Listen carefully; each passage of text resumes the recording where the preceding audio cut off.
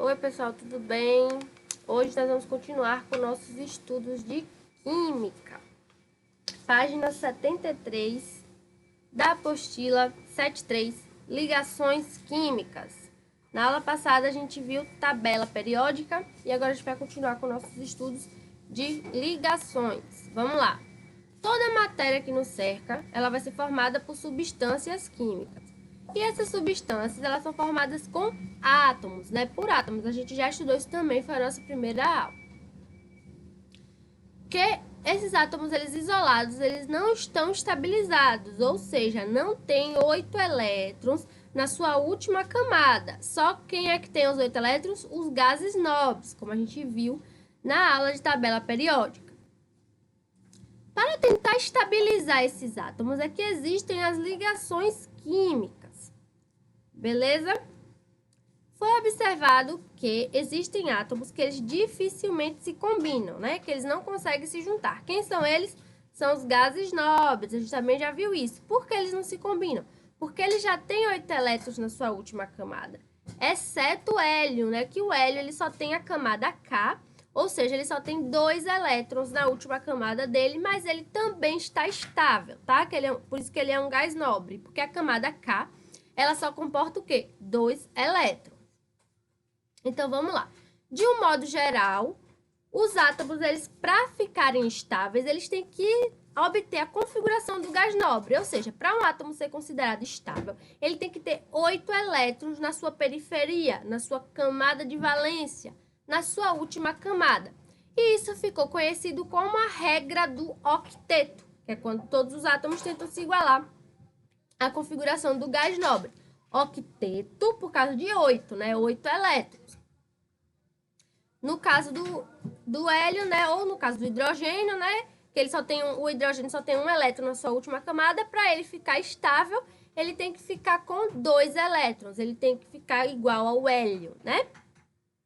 Vamos ver outro exemplo. O íon sódio é mais estável do que o átomo de sódio, porque o íon vai ter 8 elétrons na camada periférica. O íon é quando já aconteceu a ligação, né? Quando ele doou ou recebeu elétrons e ficou com 8 elétrons aí na sua última camada. Então, a gente vai ter 3 tipos de ligações químicas, porque é quando os átomos vão se ligar e vão formar moléculas. As ligações, a gente tem a iônica, que também é chamada de eletrovalente, a covalente, que é chamada de molecular, e a metálica, que é aí entre metais. Então, vamos lá. A ligação é iônica, ela ocorre entre átomos, quando um deles vai perder um elétron e vai se tornar cátion. Lembra? Perdeu o elétron, foi ficando positivo. E o outro vai ganhar elétron e vai se tornar ânion. Por quê? Ganhou negativo, vai se tornando mais negativo. Então, vamos supor, se a gente tem um exemplo da ligação entre o sódio, que é o Na, e o cloro, que é o Cl. Lembra? NaCl, gás de cozinha. No seu estado normal, o sódio ele tem 2 elétrons na primeira camada dele, 8 na segunda camada e 1 na última camada. Esse é o átomo de sódio, Na. O cloro, ele vai ter 2 na sua primeira camada, vai ter 8 na segunda e 7 na terceira. Olha que combinação perfeita. O cloro tem 7 na última camada. Tá faltando quantos para ele ficar com 8? 1. E olha lá o sódio. O sódio tem quantos elétrons na última camada dele? Tem 1. Doidinho para se juntar com esse do cloro e formar 8 elétrons na última camada. Então, quando tem uma aproximação entre o sódio e o cloro, vai ter um elétron que vai passar para o cloro e o sódio vai ficar um cátion e o cloro vai se tornar um ânion, né? O sódio doou, né, aquele elétron dele e o cloro recebeu. E aí, assim, a gente vai ter o NaCl, vai ter o nosso cloreto de sódio, beleza? As ligações iônicas, elas vão ocorrer entre os metais e os não metais, ou então entre os metais e o hidrogênio. Lembra que o hidrogênio estava lá na família 1A, mas ele não é metal? Vamos lá. As substâncias, elas são formadas através de ligação iônica, vão ser sólidas na temperatura ambiente, vão ter altos pontos de fusão e de ebulição e vão conduzir muito bem a corrente elétrica. Essa ligação ela é muito difícil de ser rompida, ela é muito forte. Então, os compostos iônicos vão ser sólidos na temperatura ambiente e vão formar o que a gente chama de retículo cristalino. Beleza? A ligação iônica, um recebe e o outro doa elétrons, tá certo? Já a ligação covalente são quando os átomos eles só recebem os elétrons, né? É impossível que todos os átomos eles vão receber elétrons sem compartilhar, né? Sem doar nenhum. Então, eles vão fazer o quê? Vão compartilhar aqueles elétrons que ele tem e vão formar pares eletrônicos. Cada par eletrônico é constituído por um elétron de cada átomo que vai pertencer simultaneamente aos dois átomos. Ou seja, não vai ter nem ganho nem perda de elétrons. A gente vai ter estruturas neutras, que vão ser as moléculas. Por isso que essa ligação chamada de covalente também é denominada molecular. Vocês lembram que eu falei que o hidrogênio ele só tinha um átomo na sua camada de valência? Então, ele não pode doar esse átomo, porque se ele doar, ele vai ficar sem nenhum, então ele deixaria de existir. Então, o que é que ele vai fazer? Ele vai compartilhar esse átomo com outros átomos. Por exemplo, a gente tem a molécula de metano, CH4. Cada átomo de hidrogênio, que são 4 átomos de hidrogênio, vai se ligar covalentemente ao átomo de carbono. E aí o carbono vai ficar com 8 elétrons na sua última camada, porque normalmente ele tem 4.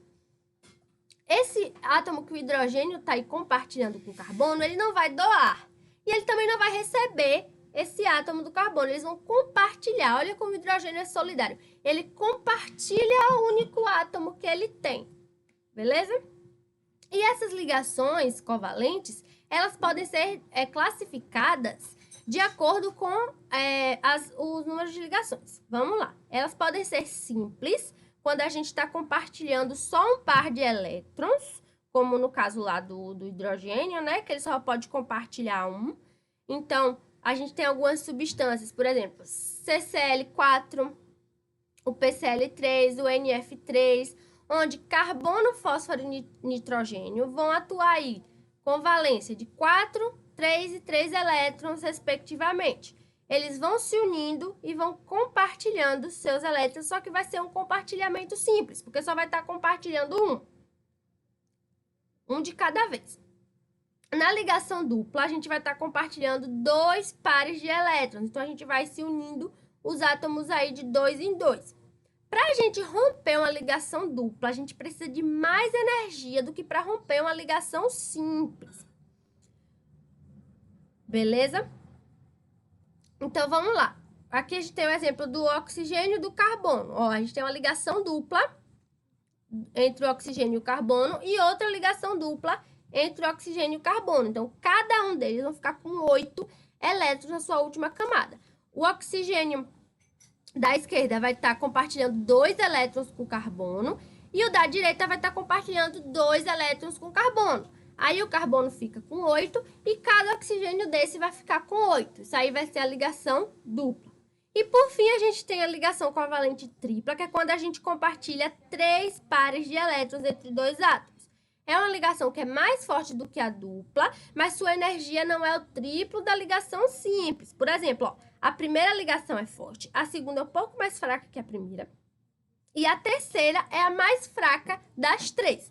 Mas a gente precisa de uma energia forte para romper as 3 de vez, tá bom? Mas isso não significa que a terceira ligação seja mais forte do que todas, tá? A gente tem um exemplo do nitrogênio com nitrogênio. Cada um compartilha 3 elétrons e cada nitrogênio aí fica com 8 elétrons na sua última camada, tá bom? A gente tem também a ligação metálica, que é só entre metais. Os metais a gente viu que são bons condutores de eletricidade por causa da facilidade com que os elétrons se movimentam. E isso ocorre porque os metais têm baixa energia de ionização, ou seja, a atração entre elétrons é um pouco baixa. Então, a gente tem uma estrutura que vai ser formada por cátions, que eles são fixos, e aí a gente vai ter a interação entre esses elétrons livres e os cátions. Isso é importante para dar aquelas propriedades que a gente estudou lá na tabela periódica e viu que os metais têm aquela característica que tem a maleabilidade, ductibilidade, a boa condutibilidade térmica e elétrica, e que eles têm alto ponto de fusão, têm um brilho e tal. É por causa da ligação dele, da ligação metálica. Os metais, eles podem se unir entre si ou a outros elementos e eles formam as ligas metálicas, como a gente viu também. E a gente viu alguns exemplos de ligas. Por exemplo, o aço, que é ferro e carbono, o bronze, que é cobre e estanho, o latão, que é cobre e zinco, e o ouro 18, que não é ouro puro, né? É a ligação do ouro com o cobre, tá? A gente viu, então, que temos ligações iônicas, que é quando o átomo cede cede ou recebe elétrons. Temos a ligação covalente, que é quando a gente compartilha os elétrons, também é chamada de molecular. E temos a ligação metálica, que é aí a ligação entre os metais, tá bom? E a gente tem também as fórmulas químicas, que a gente vai representar o número e os tipos de átomos que vão formar uma molécula. Então, a gente tem algumas fórmulas. A primeira é a fórmula estrutural, que vai ser quando a gente vai representar aquelas ligações covalentes através de um traço. Por exemplo, quando a ligação é simples, a gente não usa só um tracinho. Então, por exemplo, a ligação entre a água, que é H2O, é uma ligação covalente simples. Por quê? O átomo de oxigênio, ele precisa de 2 elétrons. Ele tem 6 elétrons na última camada dele. Para ele ficar estável, para ele ficar com 8 elétrons, ele está precisando de quanto? De 2. Aí o hidrogênio chega todo feliz com 1 elétron querendo compartilhar. Aí ele vai se unir. Um hidrogênio se une ao oxigênio pela direita, outro se une pela esquerda e compartilha 2 elétrons. Só que um está compartilhando de um lado, outro está compartilhando de outro. Então, é uma ligação simples. A gente vai representar por um tracinho. Aqui o exemplo. H, tracinho O, tracinho H, tá? Já o gás carbônico, que é o CO2, o carbono ele tem 4 elétrons na última camada dele. E o oxigênio, cada um tem 6. Aí o oxigênio vai compartilhar quantos elétrons com o carbono? 2 de um lado, 2 de outro, né? Porque 4 mais 4, 8. Já que eles estão compartilhando 2 elétrons, vai ser 2 tracinhos. Então, vai ser uma ligação dupla. A fórmula molecular vai indicar o número de átomos de um elemento através de um índice. Por exemplo, água, H2O, significa que a gente tem 2 hidrogênio e 1 oxigênio. E o gás carbônico, CO2, que a gente tem 1 de carbono e 2 de oxigênio. Por fim, a gente tem a fórmula eletrônica, que é também chamada de fórmula de Lewis, que vai mostrar, além do elemento, a gente vai mostrar o número de átomos que estão em cada camada desses elementos, tá? Por exemplo, o hidrogênio, ele só vai ter um elétron na sua última camada, que é a camada K. Aí a gente vai ser o quê? O H vai ser 1s1, foi o que Lewis falou. No oxigênio, ele vai ter 4 elétrons na sua última camada. E aí, a primeira camada, ele vai ter 2. 1s2. Na segunda camada, ele também vai ter 2. 2s2. E ele vai ter também 2p4, né? Por quê? 4 mais 2, 6. Aí, ele vai ter quantos elétrons na última camada dele? 6 elétrons. De novo, o oxigênio. 1s2 na primeira camada, ele tem 2 elétrons, mais perto ali do núcleo. Na segunda camada, na última, ele vai ter 6. Mas esses 6, eles vão ser divididos assim. 2s2, ele vai ter 2 elétrons. E 2p4, ele vai ter mais 4 elétrons. Isso aí foi Lewis que determinou. Não vamos ter questões na apostila, mas eu vou colocar um vídeo aqui falando mais um pouquinho sobre o diagrama de Lewis, tá bom? Pra gente saber, que é sempre importante. Por fim, eu também coloquei uma questão aqui, que é a questão 40, que é na página 77 da apostila, que é uma questão aqui que eu acho que é a única que vocês podem ter dificuldade. As outras estão bem tranquilas, tá? Então, vamos ler aí a questão. Qual a quantidade de átomos que fazem parte das respectivas moléculas? Qual é a primeira molécula? H4AS2O7. Isso aí junta é uma molécula. Cada átomozinho desse separado quando eles se juntam, eles formam uma molécula. Mas vamos contar de um em um. Vamos lá. H4. Isso quer dizer que a gente tem 4 átomos de hidrogênio. AS2, quer dizer que a gente tem 2 átomos de arsênio. O7, quer dizer que a gente tem 7 átomos de oxigênio. Então, no total, quantos átomos tem a nossa molécula? É só contar. 4 mais 2 mais 7, que dá quanto? 7, 8, 9, 10, 11, 12, 13. Nós temos, então, 13 átomos na nossa molécula. Por quê? H4 quer dizer que são 4 átomos de hidrogênio. AS2 quer dizer que são 2 átomos de arsênio.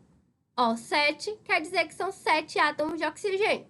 Então, a gente soma tudo e, no total, a gente vai ter 13 átomos na nossa molécula. De novo, ó, o segundo exemplo. NH4OH. Então, vamos lá. Quantos átomos de N, que é nitrogênio, a gente tem? Se não tem nada, nenhum número embaixo, quer dizer que só tem um. Então, é um átomo de nitrogênio. H4 quer dizer que são 4 átomos de hidrogênio. Mas, olha, tem outro H aqui, né? Então, 4 mais 1, 5 átomos de hidrogênio. E, de novo, aqui o oxigênio não tem nenhum número perto dele, então vai ser quanto? 1. Então, a gente junta um átomo de nitrogênio mais 5 de hidrogênio mais 1 de oxigênio. Então, no total, a gente vai ter 7 átomos. Aqui no PbOH4, a gente tem um átomo de Pb, que é chumbo, 4 átomos de hidrogênio, porque ó, OH está entre parênteses 4. Então, quer dizer que são 4 de oxigênio e 4 de hidrogênio. Então, 4 mais 4, 8. Com 1 do chumbo, 9. Temos 9 átomos aqui nessa molécula. E, por fim, a gente tem o SO3, que é um átomo de S, que é enxofre, e 3 de oxigênio, que é O. 3 mais 1, 4. Então, na primeira molécula, a gente tem 13 átomos. Na segunda, a gente tem 7. Na terceira, a gente tem 9. E na quarta, a gente tem 4. Então, a resposta vai ser a letra C. Beleza, pessoal? Então, eu quero que vocês me enviem as questões de 32 a 39, né? Porque a 40 eu acabei de responder aqui da página 77. Espero que tenham gostado, espero que tenham entendido. Vou colocar aqui embaixo outros videozinhos com mais explicações sobre as ligações, um pouquinho mais sobre esse diagrama de Lewis, que a gente não vai ter aqui nenhuma questão sobre ele, mas é bom saber, porque cai em vestibular, cai no Enem, tá bom? Boa quarentena aí pra vocês. Se cuidem.